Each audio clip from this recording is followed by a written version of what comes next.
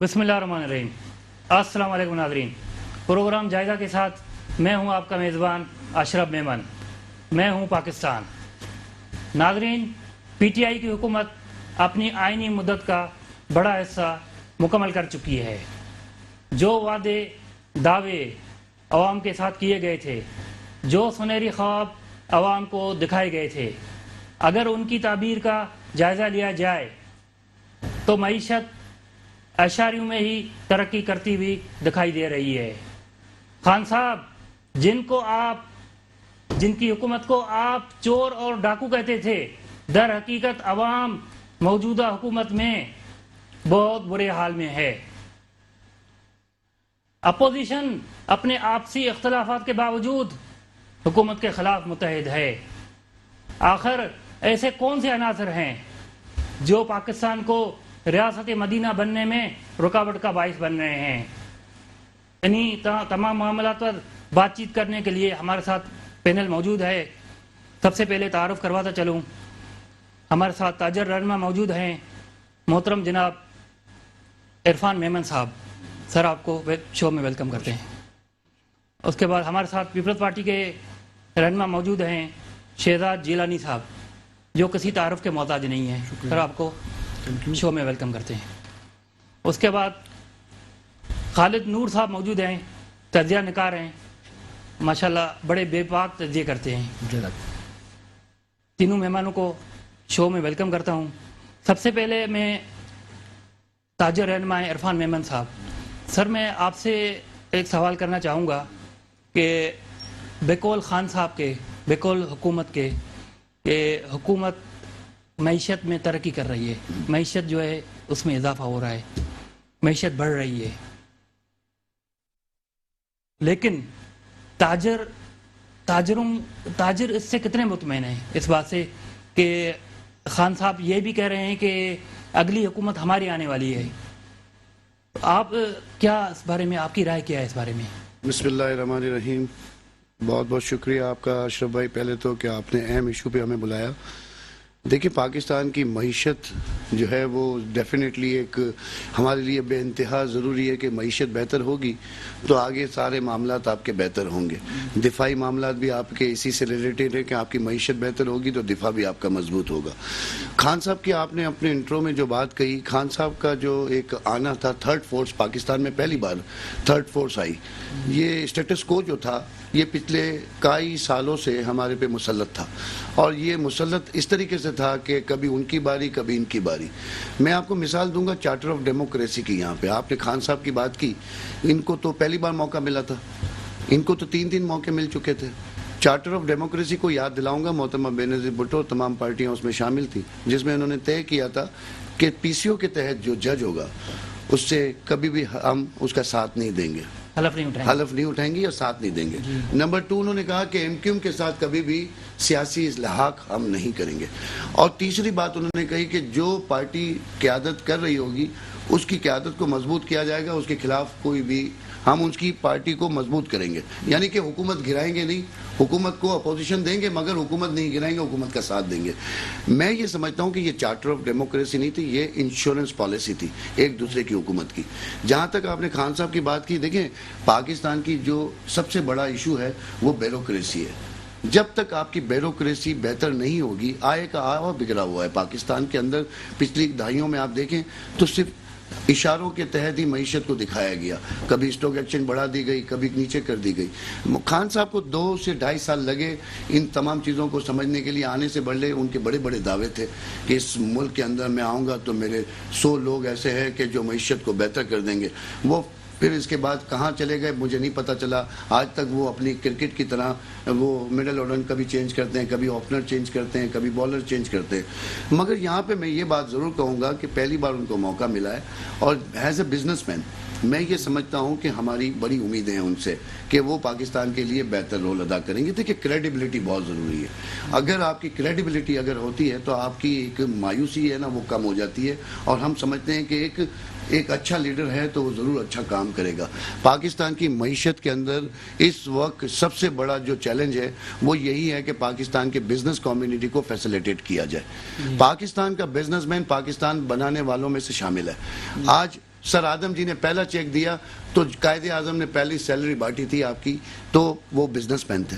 اور آج بھی آپ بزنس مین سے امید رکھ کے بیٹھے ہیں. کبھی کوئی ڈیزاسٹر ہو جائے بزنس مین، کبھی کوئی پرابلم ہو جائے بزنس مین، کبھی کوئی آپ کو الیکشن کے اندر کیمپین کرنی ہے چیمبر اور فیڈریشن آپ کو تب یاد آتی ہے.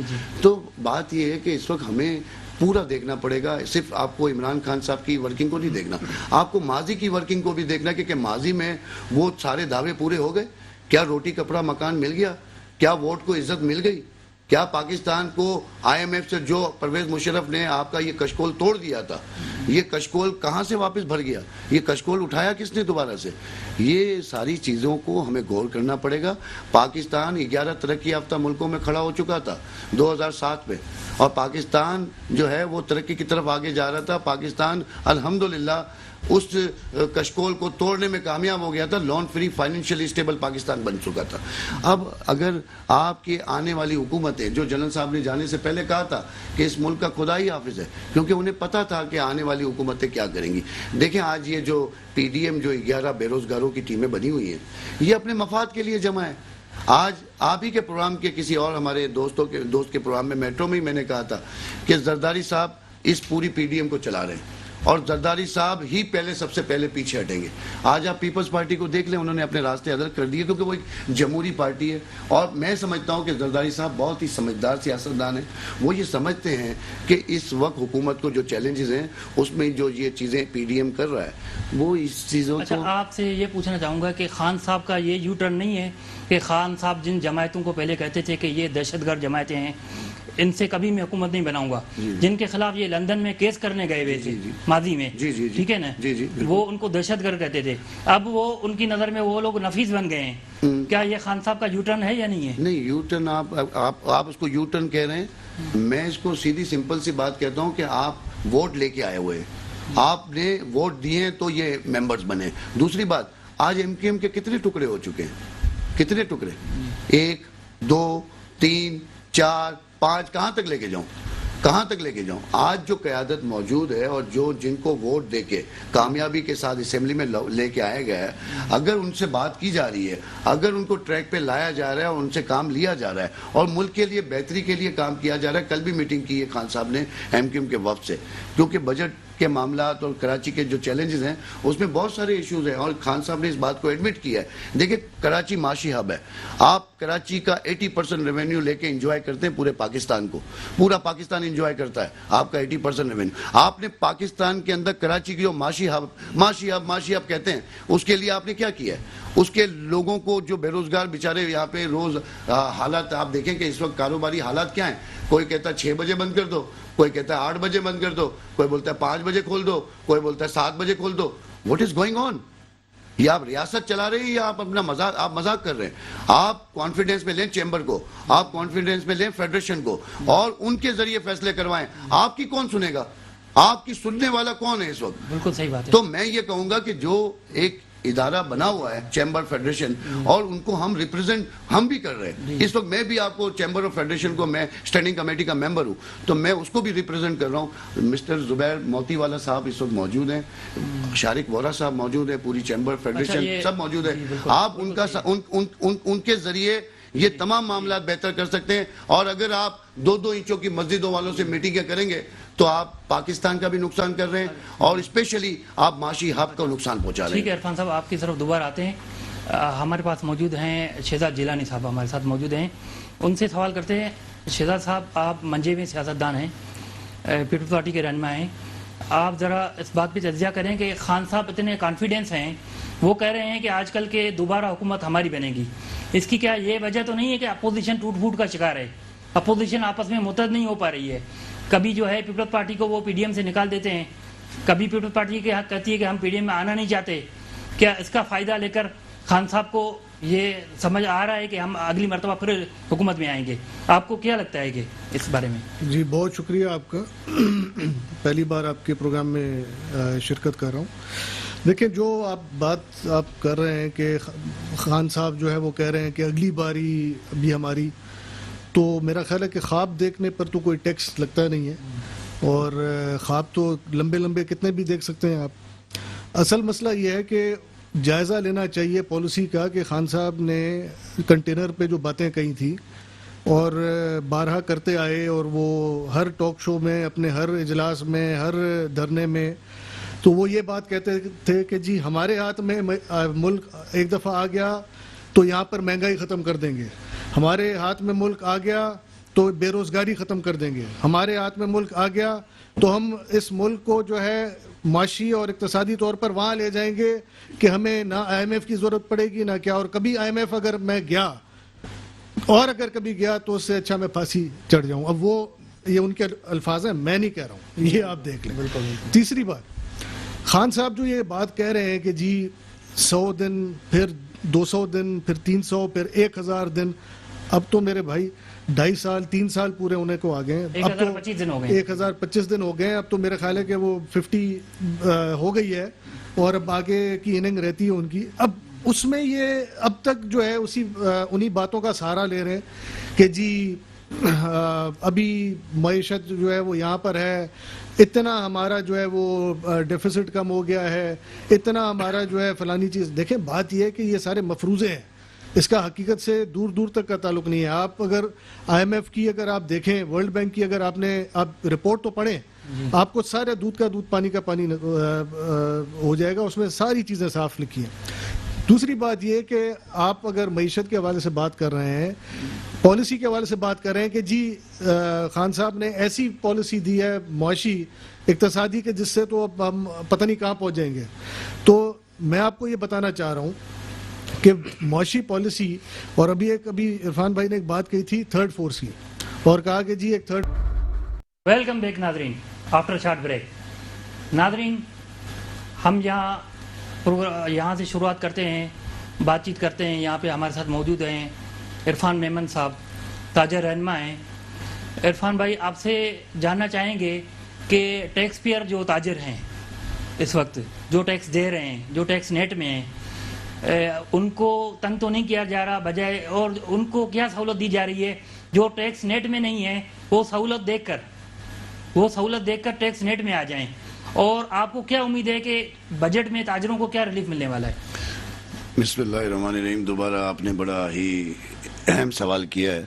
میں آپ کو بتاؤں کہ دیکھیں ٹیکس فیئر تو دیکھیں سب کو ٹیکس فیئر ہونا چاہیے، فائلر تو سب کو بننا چاہیے، اور فائلر ایسا نہیں ہے کہ کوئی خدا نہ خواستہ کوئی آپ کو گن پوائنٹ کے اوپر بنایا جا رہا ہے۔ فائلر بننے سے آپ کا فائدہ ہے، آپ کو بہت ساری سہولتیں ملتی ہیں۔ فائلر بننے سے آپ کو بینک سہولتیں ملتی ہیں، آپ کو دنیا کے اندر جو ہے کوئی بھی بزنس آپ کرتے ہیں تو ایز اے فائلر آپ لوگوں کو اس کا ایڈوانٹیج ملتا ہے۔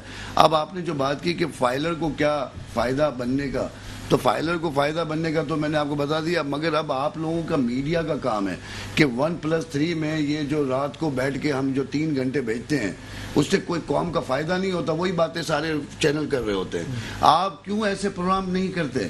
کیوں اس قسم کے پروگرام بالکل اسپیسیفک آپ کے ٹیکس کے اوپر آپ نہیں کرتے؟ آپ لوگوں کو اویئرنیس دیں کہ لوگ اگر ٹیکس فیئر ہوں گے تو ان کو یہ فائدہ۔ میں تحریک انصاف کا جو ہے اسپوک پرسن نہیں ہوں، مگر میں آپ کو یہ بات گارنٹی کے ساتھ کہہ سکتا ہوں کہ ہمارے اس حکومت کے اندر ٹیکس فیئر کی تعداد فائلر کی بڑی ہے، اور ان کے اندر جو آگے کی جو مصیبتیں ہیں، جو پرابلمز ہیں، اس کا ادراک ابھی تک نہیں ہوا۔ یعنی کہ آج اگر فرض کریں کہ ہمارے پاس ایسے بہت شمار لوگ آتے ہیں اور ہم سے پوچھتے ہیں کہ ٹیکس فیئر ہونے کا ہمیں کیا فائدہ ہے، تو ہم ان کو سجیشن یہ دیتے ہیں کہ آپ کو یہ بینیفٹس ہیں کہ آپ کو بینک کی سہولت ملے گی، آپ کو لوگوں کے اندر جو ہے وہ بزنس دنیا کے اندر جب آپ کرتے ہیں تو ایک فائلر کی بہت ہی بڑی کریڈیبلٹی بنتی ہے۔ مگر اب آپ بات یہ کریں گے کہ اگر فرض کریں کہ آپ میرے کہنے سے اگر کوئی ٹیکس فیئر بن جائے تو یہ نہیں ہو سکتا۔ آپ کو اس قسم کے پروگرامز کرنے پڑیں گے، آپ کو لوگوں کو اویئرنیس دینی پڑے گی اور پالیسیز لانی پڑے گی اس قسم کی کہ جس سے دیکھیں بزنس مین تو اپنی جگہ خود بنا لے گا، آپ اس کو فیسیلیٹیٹ تو کریں، آپ ان کو سہولت دیں کہ آپ ان کو قرضے ایزی جو ہے وہ قرضے دیں، ان کو آسان اقساط پہ قرضے دیں۔ ان کو آپ کے پاس بزنس کمیونٹی کی ایلیٹ بیٹھی ہوئی ہے اور ماشاءاللہ وہ کام کر رہی ہے، اور ایک بار پھر کہوں گا کہ آپ سب کو فائلر بننا چاہیے۔ فائلر بننے سے آپ کا فائدہ ہے، فائلر نہ بھی بنے تو آپ یہ دیکھیں کہ ماچس کی ڈبی سے لے کے کون سی ایسی چیز ہے کہ جس پہ آپ ٹیکس نہیں پے کرتے. کھانے پہ 17% ٹیکس, شاپنگ پہ 17% ٹیکس, موبائل کا یہ جو آپ استعمال کر رہے ہیں اس کے اوپر آپ ٹیکس کتنا بھرتے ہیں, آپ کو یہ بھی اندازہ ہوگا. کوئی ایسی چیز نہیں ہے جس پہ آپ ٹیکس فیئر نہیں ہے. جہاں تک کاروبار کے فائلرز کی آپ بات کر رہے ہیں, میرا مشورہ یہ کہ تمام کو فائلر ہونا چاہیے اور حکومت کو ایسی مراحت دینی چاہیے اور میڈیا کو اپنا رول ادا کرنا چاہیے. میڈیا کو اس کی اویئرنیس, تاجروں کو بجٹ میں جو ہے کوئی وفاقی حکومت سے کوئی ریلیف ملنے کا امکان ہے؟ قبل از وقت ہے یہ باتیں کرنا. میں تو پیپلز پارٹی نہیں ہوں, نہ میں نواز شریف ہوں, نہ میں آپ کو کیا امیدیں ہیں, کیا ملنا چاہیے ریلیف؟ بھائی میں یہ کہوں گا جتنا آپ سہولت دو گے اس بجٹ میں بزنس کمیونٹی کو اور نیچے غریب طبقے کو. دیکھیں کورونا کی وجہ سے عام بزنس مین بہت متاثر ہوا ہے اور وہ آپ لوگوں کی طرف دیکھ رہا ہے, سیاستدانوں کی طرف دیکھ رہا ہے. میں سمجھتا ہوں اور کس کی طرف دیکھے وہ, آپ کی اسمبلیوں کے اندر کیا ہو رہا ہے. کیا آپ نے یہ اسمبلیوں کا حال دیکھا؟ کل پانی کے لیے جنگ چل رہی تھی, پرسوں کسی اور چیز کے لیے جنگ چل رہی تھی. کوئی پاکستان کے ریاستی معاملات کے چیلنجز کے لیے کام بات ہو رہی ہے؟ آپس میں ہی لڑ رہے ہیں, آپس میں ہی الجھ رہے ہیں. اور بھائی آپ 1.5 کروڑ روپے جو ہے وہ چارج ہو رہا ہے ایک اجلاس کا, اس 1.5 کروڑ روپے میں آپ کیا دے رہے ہو؟ تو میری سمجھ سے باہر ہے. مجھے تو یہ جمہوری نظام جو ہے نا وہ ایسا لگ رہا ہے جیسے کوئی ہمارے اوپر کوئی ایسا مسلط ہو گیا ہے کہ ہمیں کچھ سمجھ نہیں آ رہی. بھائی نے ہمارے بات کی کہ پی ڈی ایم کی, کہ پی ڈی ایم کو ہم نہیں مانتے. میں کریکشن کرنا چاہتا ہوں سر, پی ڈی ایم نے آپ کو نوٹس بھیجا ہے سوکوس, اس کا جواب دیں کہ وہ سوکوس نوٹس آپ کو انہوں نے کیوں بھیجا ہے. ٹھیک ہے نا, آپ نے ان کو نہیں چھوڑا, انہوں نے آپ کو چھوڑا ہے. تو میں یہاں پہ آپ کو تھوڑا سا تصحیح کر دوں. بہرحال میں اس بات کے اوپر آپ کے ساتھ کھڑا ہوں کہ جو فیصلہ آپ نے کیا ہے وہ ملک اور سالمیت کے لیے بہت بہتر فیصلہ کیا ہے.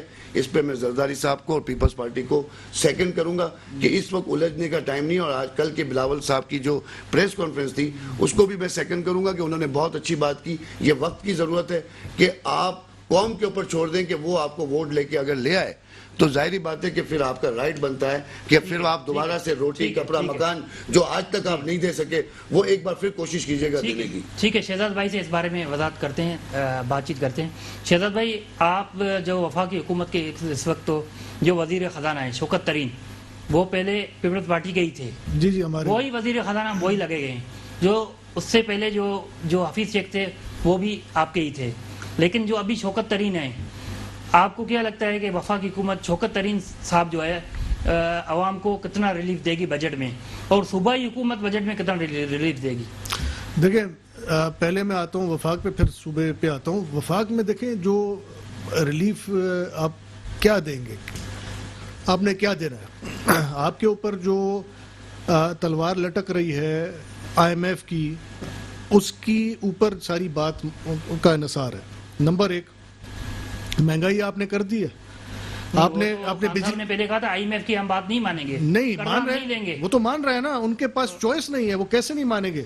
وہ بھائی ارطغرل نہیں ہے کہ وہ اپنی مرضی تلوار اٹھا کے جس جگہ قبیلے اور لینڈ پہ پہنچ جائے گا اور کہے گا میں, بھائی وہ ایک سسٹم کے اندر ہے, صحیح ہے, اس کو وہ فالو کرنا ہے. ابھی جو عرفان بھائی نے بات کہی اور جو آپ کا سوال تھا بنیادی کہ جی ٹیکس جو ہے وہ کتنے فائلرز بن گئے, یہ میں معذرت کے ساتھ یہ میں پی ٹی آئی کی گورنمنٹ کو کریڈٹ نہیں دیتا ہوں. اس کی وجہ یہ ہے کہ یہ ان کی مجبوری ہے. آپ آئی ایم ایف پیکج کو اگر اسٹڈی کریں گے اس کے اندر بیسک ریکوائرمنٹ ہے, اس کے اندر یہ ریکوائرمنٹ ہے کہ بھائی بجلی کو جو ہے اس پر ٹیکس مزید بڑھاؤ, ہر سال بڑھاؤ. ابھی آپ کے اوپر ایک اور پیٹرول بم, بجلی بم اور ابھی 1-2 اور بم ابھی گرنے جا رہے ہیں. ابھی آپ صبر کریں, ابھی آپ 11 تاریخ کو ذرا پیش ہونے دینا. اس کے علاوہ جو یہ ٹیکس کا جو معاملہ ہے 11 سے 22 روپے بجلی کا یونٹ ہو گیا, اور بڑھیں گے اور مزید بڑھیں گے. جی, اور اس کے علاوہ جو بات ہو رہی ہے کہ جی ٹیکس کتنے لوگوں نے دیا, کتنے ریگولیٹ ہوئے, وہ آپ کا ایک اور مسئلہ ہے. ایک تلوار آئی ایم ایف کی لٹک رہی ہے, دوسری آپ کے اوپر فیٹ ایف کی لٹک رہی ہے. فیٹ ایف میں یہ چیزیں ریویو ہو رہی ہیں, آپ کو باقاعدہ جو پوائنٹس دیے گئے ہیں اس کے اندر پوائنٹس وائز ایڈریس کرنا ہے آپ کو, یہ آپ کی مجبوری ہے. اچھا, اس کے علاوہ اگر آپ نے یہ بات کہی کہ جی کتنے ٹیکس فائلر بنے, تو میں آ جاؤں گا ایمنیسٹی اسکیم کے اوپر جو پرائم منسٹر نے دی ہوئی ہے کنسٹرکشن اور ریئل اسٹیٹ اور بلڈرز کو. تو اس کے اندر کون آ کر بتا رہا ہے, ڈکلیریشن آپ کو کرنی ہے اس میں, آپ مجھے بتا دیں اس میں ڈکلیریشن ہے نہیں ہے تو پھر ٹیکس کا ایمنیسٹی کیوں کہا جائے گا؟ ڈکلیریشن نہیں ہے, اس کا مطلب ایمنیسٹی ہے نا کہ میں کہیں سے بھی میرے پیسے کہیں پہ بھی پڑے, میں لا کر یہاں پہ لگا دوں, بلڈنگ کھڑی کر دوں, سوسائٹی لگا دوں, کچھ بھی کر دوں. تو اس کا مطلب کہ آپ کی اپنی پالیسی میں بہت بڑا تضاد ہے. اب اگر ہم بات کرتے ہیں کہ اگر ہم کہ سندھ کیا ریلیف دے گا، تو میں آپ کو یہ بتاؤں کہ سندھ کی جو کلیکشن ہوئی ہے ریونیو جو اس وقت ٹارگٹس اچیو ہوئے ہیں، اس کے ساتھ ساتھ آپ دیکھیں سندھ گورنمنٹ اسٹیک ہولڈرز کو بٹھاتی ہے. آپ کو پتہ ہے پچھلے مہینے ہی چیف منسٹر صاحب نے تمام اسٹیک ہولڈرز کے ساتھ میٹنگ کی ہے. اس میں ٹریڈرز بھی تھے، اس میں ایگریکلچرسٹ بھی تھے، اس میں انڈسٹریلسٹ بھی تھے. انڈسٹریلسٹ نے اپنی کنسرن شو کی، اس پہ چیف منسٹر صاحب نے ان کو بتایا کہ جی آپ کے پرانے مطالبات پر تو ہم نے یہ اقدامات اٹھائے ہیں، ابھی آن گوئنگ جو ہے ہم اٹھا رہے ہیں. ان کو چاہیے جی ہمیں پانی کی فیسلٹی چاہیے، KWSB کو لگایا ہوا ہے. 17 ان کو چاہیے جی ہمیں کراچی کے روڈز جو ہیں وہ اپ گریڈیشن اور کنسٹرکشن کے، وہ 17 اسکیمیں اپروو ہوئی ہیں. اس کے بعد ان کو کہا ہے کہ جی جو ہمارے انڈسٹریلسٹ ہیں انہوں نے کہا جی ہمیں روڈ کی بڑی پرابلم ہے، میران ہائی وے پر جو ہے وہ 450 ملین جو ہے وہ پیسہ جو ہے وہ مختص کیا گیا ہے، وہ اگلے فائنینشیل ایئر پہ اس پہ کام شروع ہو جائے گا. اس کے علاوہ ریلیف جو ہے وہ آپ کو بھی آپ نے دیکھا کہ جو جو ایک آخری پوائنٹ میں آپ کو بتا رہا ہوں کہ جو سندھ گورنمنٹ جو کر رہی ہے اس میں دیکھیں گورنمنٹ یہی سندھ گورنمنٹ تھی جس نے 150% آپ کے جو ہے نا جو تنخواہیں ان کو بڑھایا تاکہ اس کا امپیکٹ نیچے جائے. 150% اپنے دور میں جب وفاق 150% جی جب اپنے دور میں جب پاکستان پیپلز پارٹی کی سے کبھی زیادہ تو نہیں پاکستان پیپلز پارٹی کی جب فیڈرل گورنمنٹ تھی، آپ اسٹیٹس دیکھ لیں. 50% بڑھائیں گے اب نہیں، میں کہہ رہا ہوں بڑھائی تھی، یہ مطلب عوامی سوچ. اب کتنا پرسنٹ بڑھائیں گے؟ یہ ہے یہ سٹیزنز فرینڈلی بجٹ ہے جو پیپلز پارٹی لا رہی ہے. ابھی بھی 15-20% جو ہے بڑا ہے. اس کے علاوہ آپ اگر فرق دیکھ لیں بجٹ میں کتنا بڑھائیں گے؟ 50-20% کا ہے.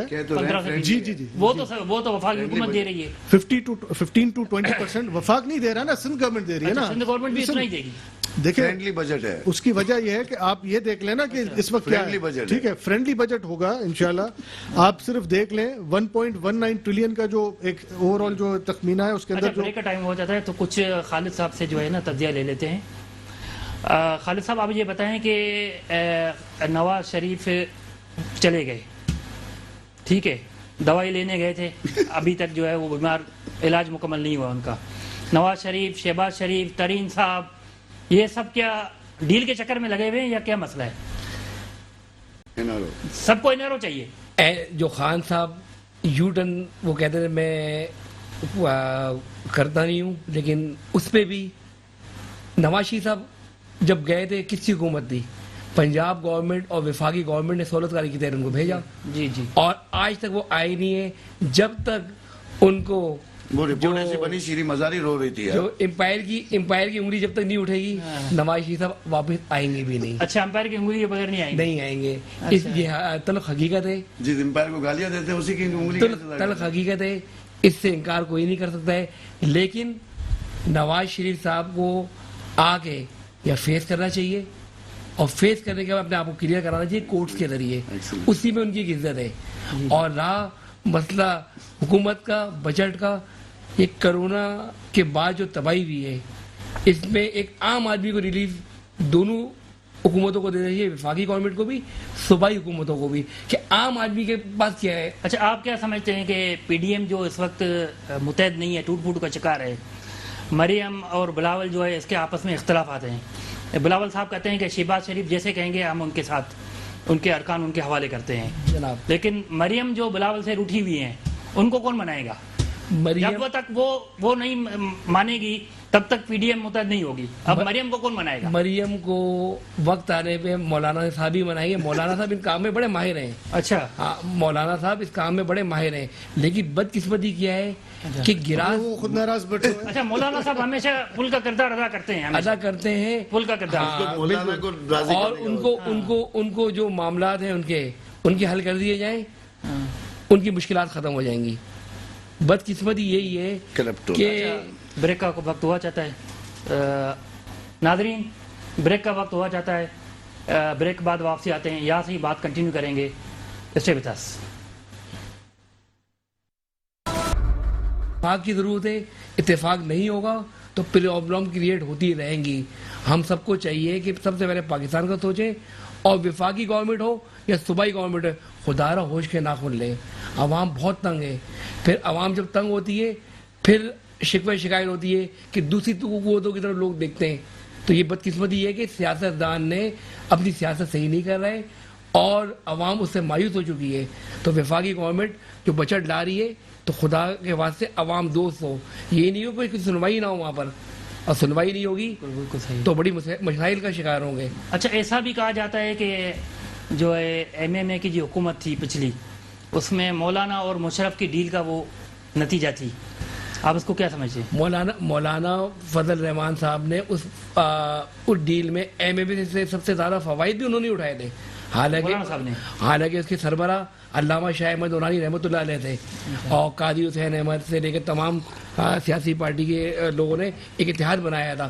لیکن کیا کہ اس سے فوائد بلوچستان کے حوالے سے اور معاملات کے حوالے سے کشمیر کمیٹی دیکھ لیں آپ, سارے فوائد اٹھائے تھے. اب یہ کہ مولانا صاحب کی بدقسمتی ہے کہ وہ اپنے آبائی علاقے سے ہار گئے, اس کے بعد انہوں نے گورنمنٹ پہ تنقید کری. اور یہ دھرنے کا تصورات یہ سارے خان صاحب کی مہربانی ہے. خان صاحب نے ایسے دکھائے کہ اب ہر جگہ دھرنے, ہر جگہ مسائل کا شکار. ہاں, اس بات سے میں اتفاق کروں گا کہ خان صاحب کو ٹائم ملنا چاہیے, اور ابھی 2.5 سال ہو گئے اور مزید تھوڑا سا ان کو ٹائم دے دیا جائے. لیکن بلاول صاحب کی جو سیاسی بصیرت ہے, خاص طور پر ان کے والد کی آصف علی رضائی صاحب کی, اس میں یہ ہے کہ انہوں نے پی ڈی ایم سے اگر الگ نہیں ہوتے تو انتشار ہوتا, اور استعفوں کی طرف اگر جاتے, ویسے ہی کرونا کی وجہ سے پوری پاکستان کی معیشت تباہ ہوئی ہے, تو یہ اور طرف جاتا معاملہ. شہزاد بھائی بھی آتے ہیں. شہزاد بھائی, آپ سے یہ جاننا چاہیں گے کہ اس وقت تحریک انصاف کی حکومت میں اسکینڈلز کی بھرمار ہے, اس آپ کی رائے اس بارے میں کیا ہے؟ کیونکہ اس بارے میں اپوزیشن زیادہ سمجھ سکتی ہے. وہ ٹرک جاتا ہے وہ کانٹے پہ وزن کے لیے. جی, تو اگر آپ پی ٹی آئی کے اسکینڈلز کا اگر آپ ٹرک اگر جمع کریں, کانٹا ٹوٹ جائے گا. ٹھیک ہے, ابھی کہنے کا مقصد یہ, اب کیا بات دیکھیں نا, مسئلہ وہی ہے, کال اور فیل میں بڑا تضاد ہے. کال اور فیل میں تضاد یہ کہ جی ایک طرف آپ بیٹھ کے کہتے ہیں کہ جی یہ چور, یہ لٹیرے, میں پیسے جو ہے وہ لے کر آؤں گا, واپس کروں گا. ہماری گزارش اور التجا یہ ہے اس وقت کہ پہلے شوگر والے پیسے آپ نکال لیں اپنے دوست یاروں کے, پھر آپ بی آر ٹی کے پیسے واپس نکال کر خزانے میں جمع کرا دیں, جو اس سے تقریباً 200% تجاوز کر گیا اپنے بجٹ سے. تیسرا یہ کہ جو براڈ شیٹ والا جو معاملہ ہے, اس کے اندر آپ نے بیچ میں شہزاد اکبر صاحب نے تو پریس کانفرنس کر کے الجھا کر کنفیوژن کریٹ کر دیا, لیکن ابھی تک وہ معاملہ جو کا تو ہے. آپ کا تیسرا چوتھا یہ کہ معلم جبہ والے جو ہیں پیسے نکال کے وہ واپس لگا دیں. پانچواں یہ کہ آپ, میں مطلب دیکھیں نا, آپ کا پروگرام ختم ہو جائے گا, 10 پروگرام کرنے پڑیں گے, میرے پاس لسٹ بہت ہے. اب اتنے کافی ہیں فی الحال, جو موٹے موٹے جو ہے نا 200 ارب روپے کی جو کرپشن ہوئی ہے پہلے اس پہ آتے ہیں. اب معاملہ اس کے علاوہ ایک اور بھی ہے. معاملہ یہ ہے کہ جو اس وقت بات ہو رہی ہے کہ جی بجٹ کیسا آنا چاہیے اور بجٹ میں کیا فائدہ ہوگا, لوگوں کا کیا ہوگا. ہمارا کہنا یہ ہے پیپلز پارٹی کا, اور میرا خیال ہے کہ کافی حد تک شہباز شریف صاحب نے بھی یہ بات کی ہے, ہم اس بات کو بھی انڈورس کرتے ہیں کہ جو چارٹر آف اکانومی کی جو بات تھی, اور جو آصف علی زرداری صاحب نے فلور آف دا ہاؤس پہ کہا تھا کہ نیب اور معیشت ساتھ ساتھ نہیں چل سکتے, اب بھی یہ بات ہے, اس کو ری ایٹریٹ کرتے ہیں ہم, اس کو ریزونیٹ کرتے ہیں اس بات کو کہ ایک بار آپ فیصلہ کر لیں کہ آپ نے بقایا اپنا جو ٹینیور ہے وہ کس طرح گزارنا ہے. اگر آپ نے بقایا ٹینیور ملک کے لیے گزارنا ہے, ملک کی ترقی کے لیے, اگر آپ نے خوشحالی لانی ہے, آپ نے حقوق دینے ہیں لوگوں کے لیے, سب کو برابری کے بنیادوں پر لے کر چلنا ہے, تو پھر یہ ایک طریقہ موجود ہے, پارلیمنٹ سپریم, پارلیمنٹ میں بیٹھ کے کر سکتے ہیں. ٹھیک ہے, اگر یہ سارے معاملات نہیں ہیں, ابھی بھی آپ اپنے اس سیلف سینٹرڈ اپنے مخصوص عزائم کے پیچھے لگے رہے, تو آپ یقین کریں کہ 5 سال یہ گورنمنٹ پورے نہیں کر پائے گی. اس کی وجوہات بہت زیادہ ہیں.